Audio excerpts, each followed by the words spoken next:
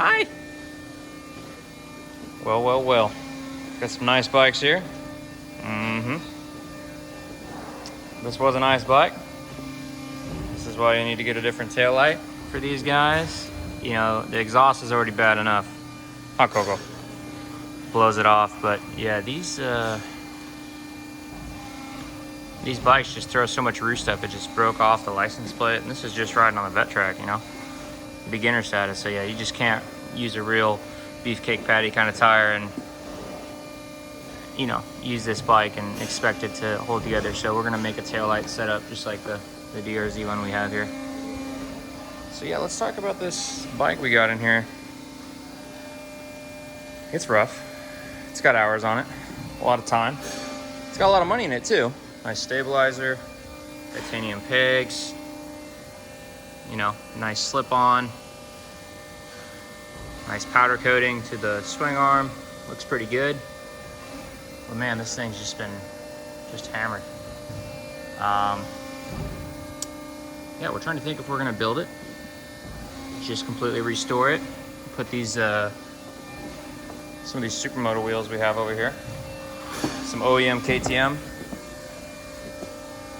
back in the day wheels, pretty nice. This thing's just rough. The guy was riding it like this, and the bar mounts are loose. The foot peg over here, the titanium foot peg over here, is just about to fall off. It's just crazy. You never know what you're buying used, and you gotta definitely have someone check it out sometimes before you go out and ride it. I mean, they rode it like this just because they didn't know how to fix it right. It's pretty bad. We usually don't buy bikes like this, but for some reason we got stuck with this thing. So it's got potential. You know, the core is there, the radiators are straight. Little stuff like this is just, you know, not too expensive, but it adds up. So we're thinking about building it. We're thinking about completely taking it down, possibly tossing in the XCW motor, get a little more power, put a larger carb on. It's a fun bike once you build these things. They got good power. I mean, just look at this kickstand. This is crazy. Anyhow, you know, sprocket bolts are all, yeah, loose. You can twist them with your hand. It's pretty scary. Pretty scary to me.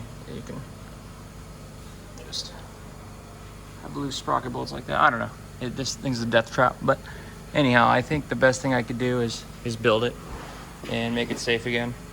Because the parts for me it's just, I wouldn't feel comfortable selling anything like this. But if we build it, I think it would be a great project to learn from.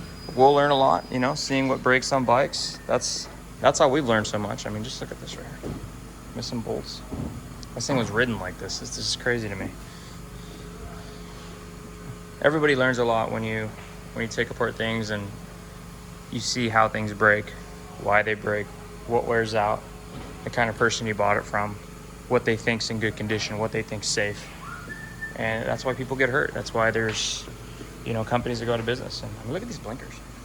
Those are hilarious. I mean, you're trying to get hit in this light. I mean, these things look cool, but they just don't put in any light, and that's how people get hit. You need super bright lights, super loud pipes. As boring as that sounds, you need to have a way for people to see you, because all it takes is one wrong move and you're not riding anymore. So might as well put the odds in your favor. I think this would be a good build for International Supermoto Ride Day. Tell me what you guys think. Completely redo it. If the hype is there, I would be more than happy to put some money into it and just sell it at a reasonable price and just kind of see what's possible. So I think after we build it, we'd sell it for $6,000, and this thing would be a ripper. You know, put the supermoto wheels on and fully street legal 6-speed 530. It's a pretty badass bike from the factory. Carbureted, easy to work on. Parts are cheap. This is a great motorcycle. You go over here, it's a $20,000 build minimum.